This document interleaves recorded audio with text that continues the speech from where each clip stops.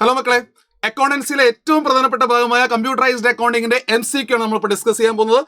Repeated എക്സാമിന് ചോദിച്ചുകൊണ്ടിരിക്കുന്ന expect ചെയ്യുന്ന questions ആണ് നമ്മൾ ഉൾപ്പെടുത്തിയിരിക്കുന്നത്. സോ CS-ന്റെ MCQ ഇതാ നമ്മൾ ഡിസ്കസ് ചെയ്യാൻ പോകുന്നു. അടിപൊളി നിൽക്കുക. ദ കോഡ് CS 101, 102, 103 ഇല്ലേ? നമുക്കറിയാം sequential code, block code, mnemonic code. നമുക്കറിയാം ഇങ്ങനെ ആൽഫബറ്റും നമ്പേഴ്സും ഒരുമിച്ച് യൂസ് ചെയ്യുകയാണെങ്കിൽ അത് സീക്വൻഷ്യൽ കോഡാണെന്ന് അറിയാം. And pick out the one which is not a component of computerized accounting.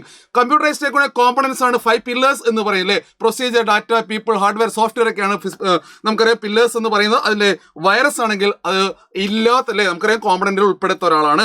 ഇനി identify the function which help to compute the loan repayment PMD function ഒരുപാട് തവണ ചോദിച്ചാണ്. And when the data is processed it becomes an information.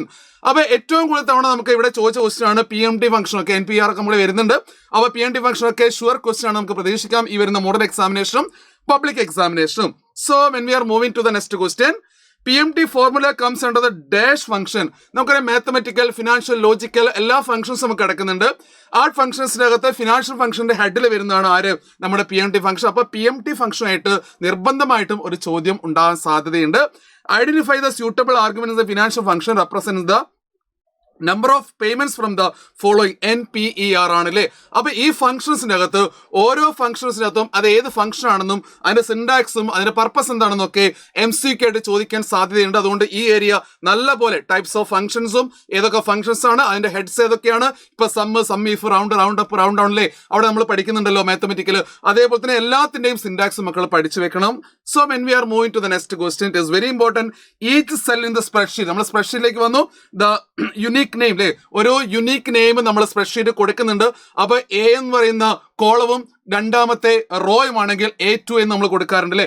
ഒന്നാമത്തെ കോളവും രണ്ടാമത്തെ raw അതിനെ നമ്മൾ പറയുക cell address എന്നാണ്. 10ാമത്തെ കോളവും 1ാമത്തെ റോ ആണെങ്കിൽ നമുക്കറിയാം 1 to 8 മുതൽ 10 വരെ നമ്മൾ ആൽഫബറ്റ് നോക്കും. 1 നമ്മൾ നേരെ കൊടുക്കുന്നു, അതിനാണ് സെൽ അഡ്രസ് എന്ന് പറയുക.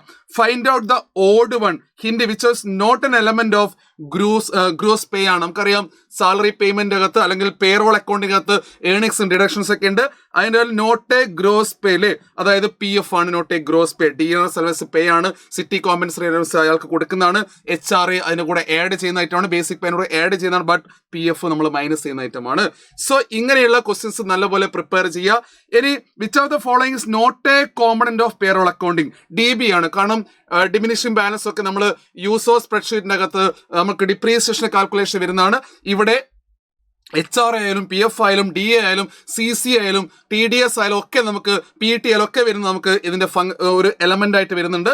ഇനി which of the following financial function is used to calculate the straight line method of depreciation? User സ്പ്രെഡ്ഷീറ്റിന്റെ അകത്ത് നമുക്ക് രണ്ട് രീതിയിലെ ചോദ്യങ്ങൾ വരും. ഒന്ന് പേറോൾ അക്കൗണ്ടിങ്ങും അതുപോലെ തന്നെ ഡിപ്രീസിയേഷന്റെ ഭാഗത്താണ് SLN-ഉം DB ആണ് വരിക. അപ്പൊ ഇവിടെ സ്ട്രേറ്റ് ലൈൻ മെത്തേഡ് സമയത്ത് SLN ആണ്, ഡിമിനിഷിംഗ് ബാലൻസ് ആണ് DB ആണ്. മക്കൾ തീർച്ചയായും ഇതിന്റെ സിൻടാക്സ് കൂടെ പഠിച്ചു വെക്കണം. എക്സാമിനേഷൻ ഒരുപാട് തവണ സിൻടാക്സ് ചോദിച്ചിട്ടുണ്ട്. ഇനി give the odd one among the computer software given below LibreOffice base ആണ്. ജിനുക്കാത്തി ആയാലും ടാലി ആയാലും SAP ആയാലും ഒക്കെ നമുക്കറിയാം ഒരു പ്രാക്ടിക്കൽ അക്കൗണ്ടിങ് സൈഡ് ആണ്. LibreOffice ബേസ് അങ്ങനെയല്ല.